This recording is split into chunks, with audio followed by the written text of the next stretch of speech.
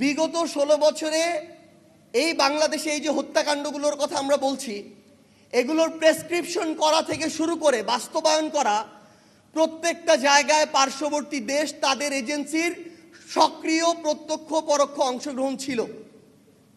আমরা দেখেছি তাদের হাতে তাদের পরিকল্পনা অনুযায়ী দেশ চালানো হয়েছে, তাদেরকে ক্যাপাসিটি চার্জ দিয়ে ক্ষমতায় টিকে থাকা হয়েছে।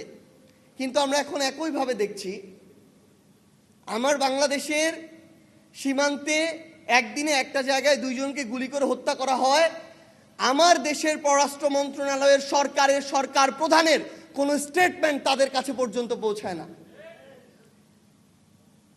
আমরা দেখছি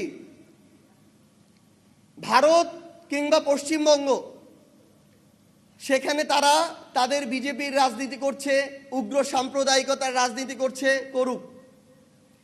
আমরা দেখছি এই রাজনীতিতে তারা যে পরিমাণে মুসলিম বিদ্বেষ নিয়ে এসেছে, যে পরিমাণে জ্বালাও পোড়াও করছে, খুন করছে, মানুষকে নির্যাতন করাটাকে বৈধ মনে করছে, এটাকেও তারা যখন বৈধতা দিচ্ছে, আমরা একজন নাগরিক হিসেবে, প্রতিবেশী রাষ্ট্র হিসেবে এই ধরনের মানবতা বিরোধী যে অপরাধগুলো, এগুলোতেও আমাদের মতামত দেওয়ার মতো সাহসিকতা আমরা দেখাতে পারছি না। সেটা তো পারছিই না, সেটা তাদের অভ্যন্তরীণ বিষয় বলে পাশ কাটিয়ে যাচ্ছি।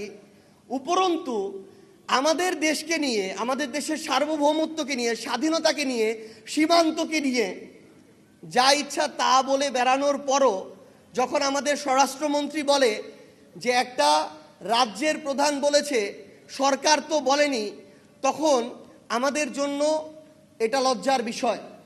কারণ একটা রাজ্য প্রধান, একটা রাজ্য সরকারের বাইরে, রাষ্ট্রের বাইরে আলাদা কিছু না।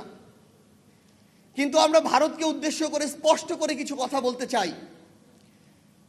শুধু ভারত নয়, পুরো পৃথিবীতে আমরা কোনো রাষ্ট্রবিরোধী নই, আমরা ভারত বিদ্বেষীও নই।